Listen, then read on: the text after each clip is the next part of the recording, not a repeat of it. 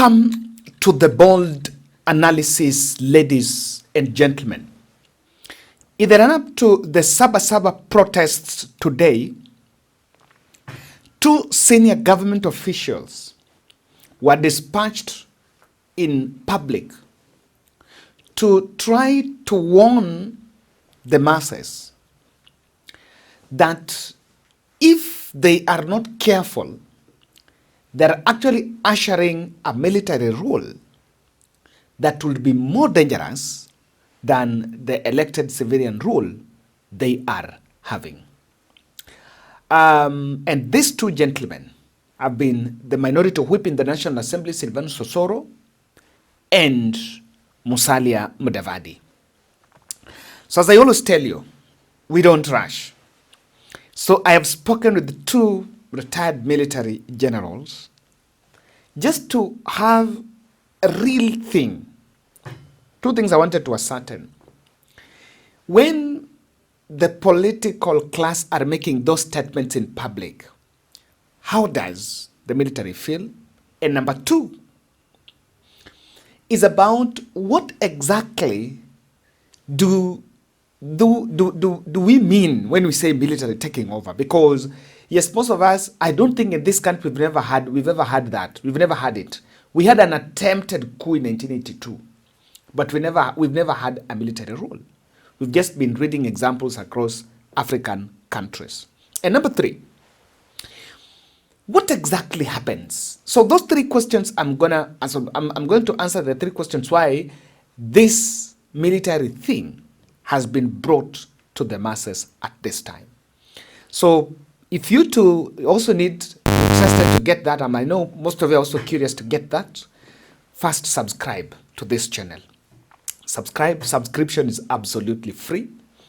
And you subscribe to our channel, when we publish our videos, you'll be getting notifications and you'll get an in-depth analysis into what exactly we need to do, what exactly it means to get political interpretation of events in this country. So subscribe. But just a quick update on the state of affairs. We have locked down CBD, but I've seen footages from Ngong, Nyahururu, Kitengela, and Molo. The turnout in those 4 areas is very huge, and this one as by 1. And also Thika Road, a very huge crowd was making its way past Githurai to the other side of Allsops. So people are going. And I want to say, if someone sits and takes his best beer and says, we have managed the Sabasaba protest, that person is lying to himself. There is also another encounter at the place Raila was supposed to go, the Kamkunji grounds. So we are paying attention to that. When I come back in my next video, I'll be giving you an in-depth analysis on those areas. So keep it here. And I can tell you that things are not looking a little bit so good. But now, let's get to the question, the military question. And I want you to listen to Osoro when Osoro was speaking in Mombasa, in Coast. Nyinyi hamjui, ukimtoa katika njia ambayo si ya kisheria, jeshi linachukua uongozi. Jeshi likichukua uongozi, hawa polisi ambao unaona, kwanza wanakuwa raia. Anaenda nyumbani na bunduki kama alikuwa amesimama nayo. Wale wafungwa ambao mnaona wako ndani ya jela, wote wanaachiliwa. Kama alikuwa amekosana na wewe, anakuja kumalizana na wewe. Wale officers wote wa prisons, wote wanatoka na bunduki zao. Tunageuka, tunakuwa kama nchi ambazo hazijiwezi. Kila mtu kwa kijiji anakuwa ya kwamba ako na bunduki na ujini ya nini. Hizi police stations zote hazitakuwa station, zitakuwa tu nyumba za vitu kutulia hapo. Ndio maana tunaambia watu, hamjui amani ni kitu gani. Hii maneno ya kusema sijui tunaenda kufanya sijui nini, sijui tunaenda kutoa rais, hiyo ni vitu za kitambo. Wakati huu kama unataka kutoa kiongozi uongozini, unaongoja miaka yake 5 inaisha. Unaenda unapigia yule ambaye unahitaji kura. Alafu zinahesabiwa. Alafu tunajua ni nani mshindi. Kwa sababu tukienda hiyo direction ambao vijana wameanza kuambiwa ati simama, andamana, fanya namna hii. Sasa ona, Jumatano waliandamana, wakasimama Kiambu Road, wakaandamana, wakavunja maduka za watu, wakamalizana, wakarep wanawake, wakataka kuingia kwa wasichana wadogo kwa shule, wakafanya destruction, watu wengine wakaumia. Jioni ikafika, wakiimba tu sijui Ruto must go. Jioni ikafika, wakalala. Now, this message is being spoken. Odour was talking about it in Mombasa.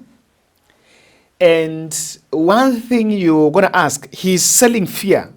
Heri hii yenye tuko nayo, hiyo ya jeshi inaweza kuwa mbaya, hata hao polisi watanini, yule mwenye ako jela, mwenye alifungwa ataachiliwa, arudi akuja malizane na wewe, hao polisi wote wataweka bunduki chini. There are all manner of stories that Ruto has spoken about it there. I don't know what you think about it, and I'm just wondering, what is the call for action for wale wanaambiwa, like how wanaambiwa, so that wafanye nini? It's a very important question that we are going to answer. Then, just 4 days later, Musalia Mudavadi was attending the burial of Mama Wanyama in Bariga. You know, they had lost their mother. And I listened to him warning that Kenyans should embrace the civilian rule they have. Because if they joke, a feeling that what's happening in Burkina Faso with the Traore is letting the young people is not what it is, and according to him, it is a bad rule for Kenya to celebrate. Ikiwa kuna utulivu, yani stability, peace and stability in a country. Lakini hii maneno ya watu kusema ati it's easy. Unajua, nilikuwa naambia Ladwa tukiwa kule kwa airport tukingoja. Unajua, watu wengine wanafikiri ati wale viongozi wanaonyeshwa kwa mtandao ati wameweka bunduki hapa, wamekana barakoa. Mimi huona kwa mtandao ati wanafikiri ati huo ndio uongozi. My friends, let me tell you, when somebody has got a gun on his waist,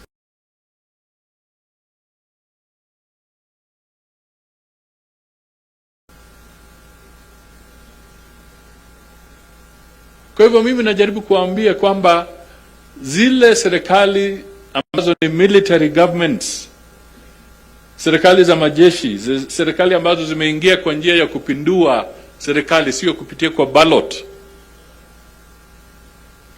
don't be cheated. A civilian government elected by the people is better than any military government. Hata ikiwa ina dosari, a civilian government is better any day. Serikali ya raia ni afadhali kushinda serikali yoyote ambayo inaongozwa na mtu ambaye ameweka bunduki hapa. Kwa hivyo tusidanganyike kama Wakenya.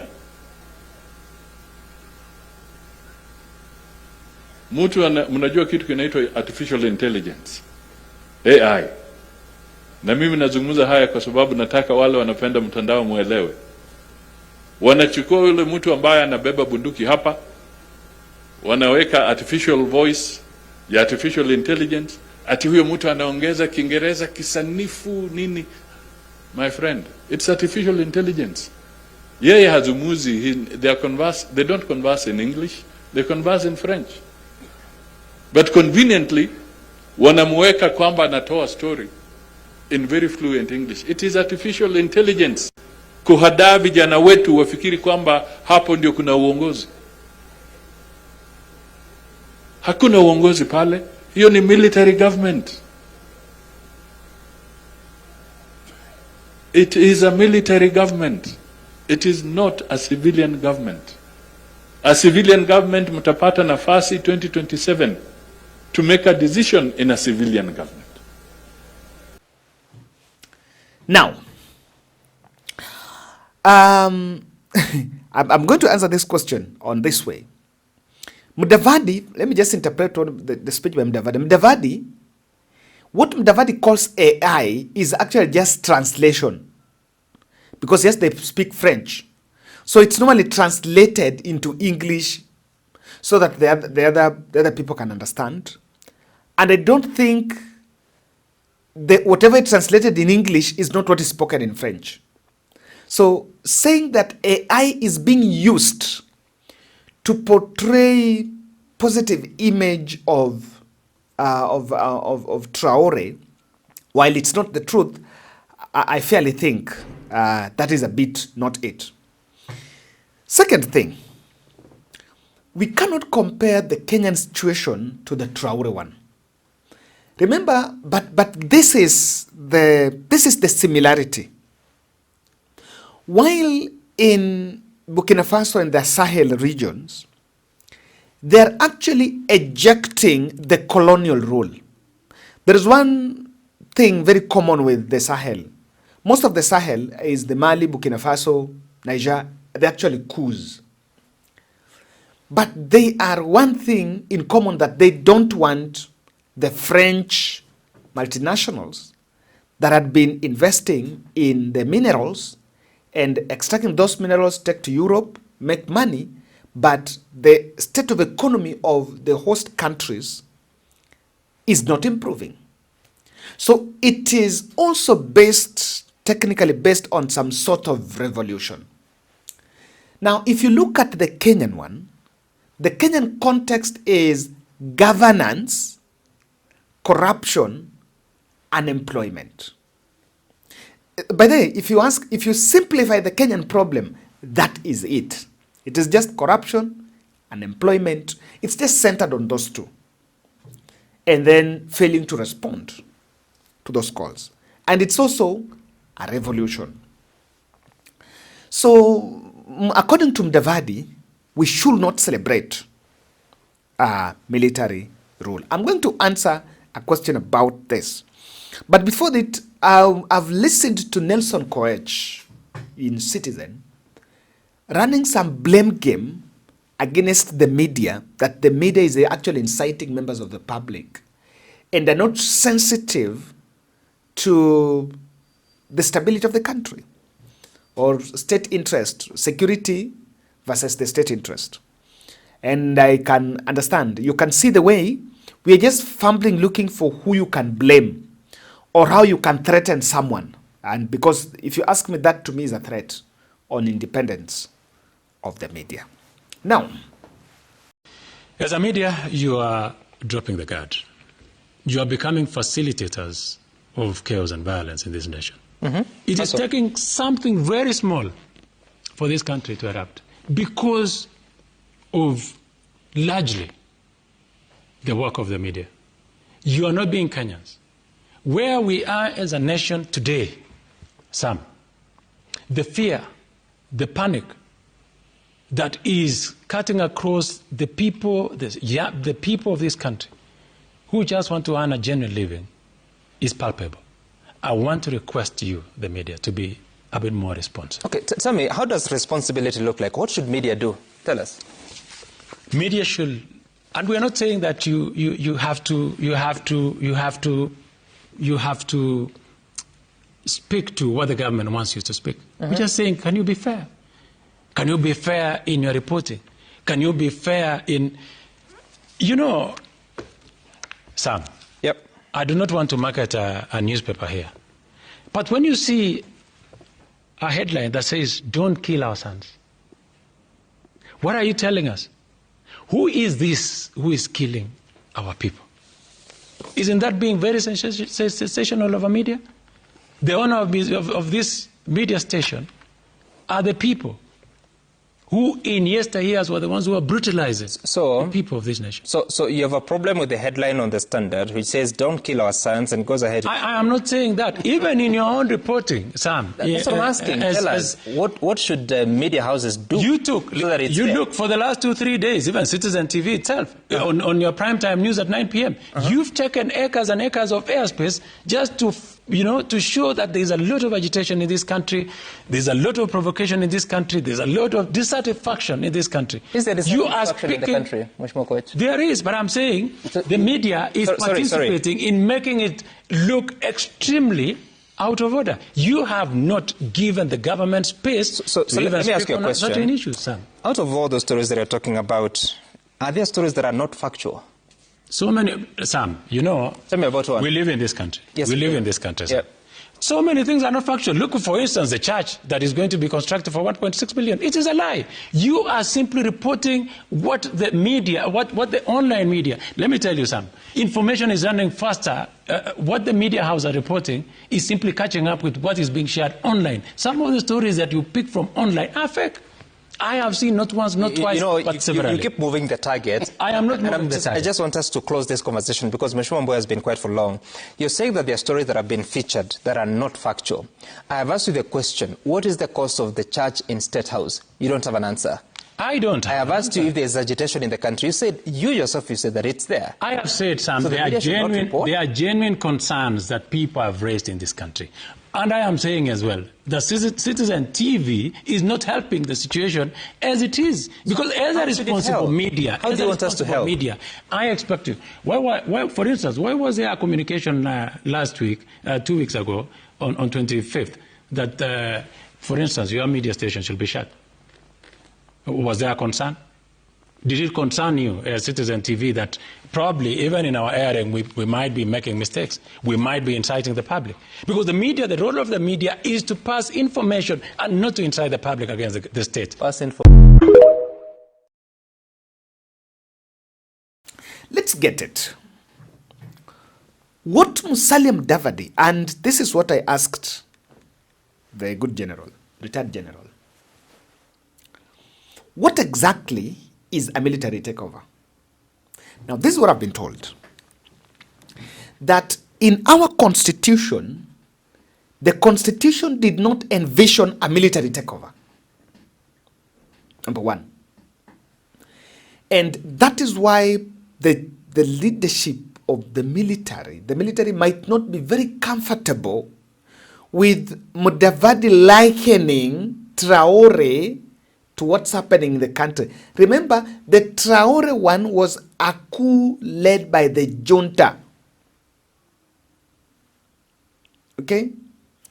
And it is, the Traore one, it's an illegal coup done to acquire power. And after that, they now went to the people. In Kenya, Musalia Mudavadi speaks as if there is a law that says if State House is breached, then automatically there is supposed to be a military takeover. That is not in the law. In fact, according to what I've received, and people information also share with us, here is, there is even no law as to who becomes president if there is a military takeover. What happens? Who becomes president? There is no law about that. That, it is CDF or it is General X. There is nothing. The Constitution did not envision that. This is what Musalia and Osoro are not telling you. In case of unrest, the alternative way out in the Constitution, if the president is president to resign, after resigning, the deputy takes over. The deputy takes over on a 3-month basis. Within 90 days, an election is called. And that can be done if election is 2 years far away. But if the president resigns within the 2 years to the end of his tenure, then the one who is holding can hold until the end. So in fact, this is what this gentleman is telling me. Instead of Musalia and Osoro talking about what can happen, that ikilemewa, the president should resign. After resigning, an election is called. Now, hapa kwa election is where military can come in. If of course, there is no consensus, the military can rein in and spearhead that election. Or even now an international body like UN or African Union can come in and bring in some negotiation, a consensus amongst the parties. And then an election is done. Now, for even as and he's saying, it is ironical for us as a country to be shouting about a military takeover in the streets while there is a legal constitutional route out of unrest. And the only way for military to take over is a coup. Lawyers in the House, you can also tell us what you think, because we want people to understand. And so, whatever is being made in public is not the true account. Rais akilemewa, option ya kwanza si jeshi kuchukua. Option yenye iko ni yeye kuondoka, election inaitwa. But the narrative of an early election, Kenya Kwanza and politicians know that. When people realize there is an early election route to an early election, that will be called. And that is why you normally hear conversations of 1 term, half term, 2 term. You know, 1 term is Yumalize. Half term is an election comes midway. And that option is there. But the Mudavadis and the Soros are not talking about it. Why? I want to tell you this. Look at the Sudan coup. What happens? And that's one thing I know, and this is common sense. Because there is no rule on how military should rule, if they do coup, they normally start fighting for those positions themselves. And that is why you will always see the attempted assassination attempt on Traore, some of which are orchestrated by the Western countries who infiltrate their militaries and try to assassinate the junta leader.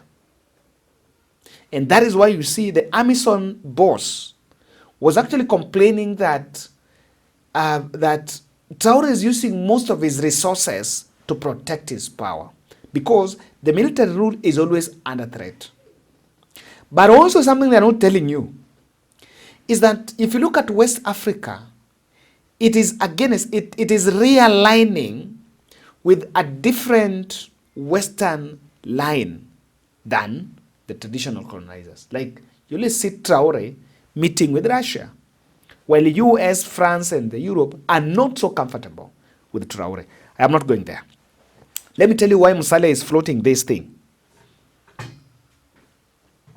This issue is floated because a military takeover narrative is embedded in some tribal card.